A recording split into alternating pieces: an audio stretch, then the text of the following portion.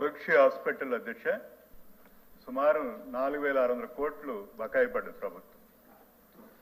అంటే ఈరోజు హాస్పిటల్స్ ఈఎంఐలు కట్టుకోలేక డిస్ట్రిబ్యూటర్స్కి ఇవ్వలేక చాలా ఇబ్బందులు పడుతున్నాయి.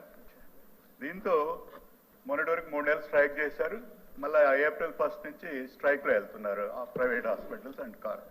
ఇందులో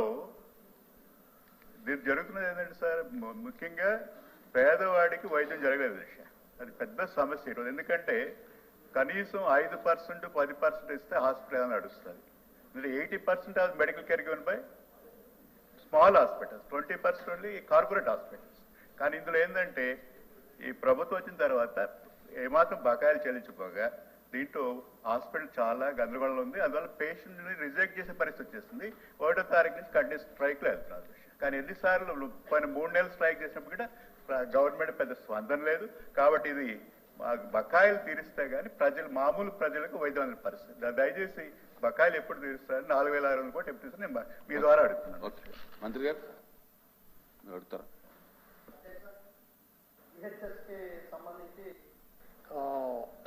బకాయిలు ఎక్కువ ఉండటం వల్ల కార్పొరేట్ హాస్పిటల్స్ ఉద్యోగోపాధ్యాయులకి ట్రీట్మెంట్ చేయడానికి నిరాకరిస్తూ మెడికల్ రియంబర్స్మెంట్లో చేస్తున్నారు ముందుగానే చేసి.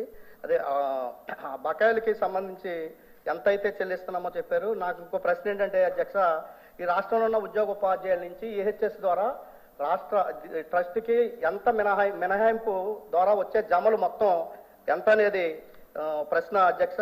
అదేవిధంగా ఈహెచ్ఎస్ అమలు చేయడానికి గతంలో జిల్లా స్థాయిలోనూ రాష్ట్ర స్థాయిలోనే ఒక కోఆర్డినేషన్ కమిటీ ఉండేది.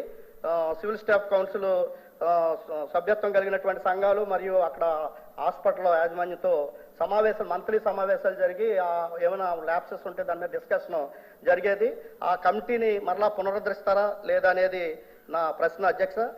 అదేవిధంగా ఎయిడెడ్ సిబ్బందికి, అంటే ప్రభుత్వ పాఠశాలలో ఉన్నటువంటి సంబంధించి ఎయిడెడ్కి సంబంధించి వాళ్ళకి ఈహెచ్ఎస్ కార్డు స్కీమ్ అమలు చేయట్లేదు.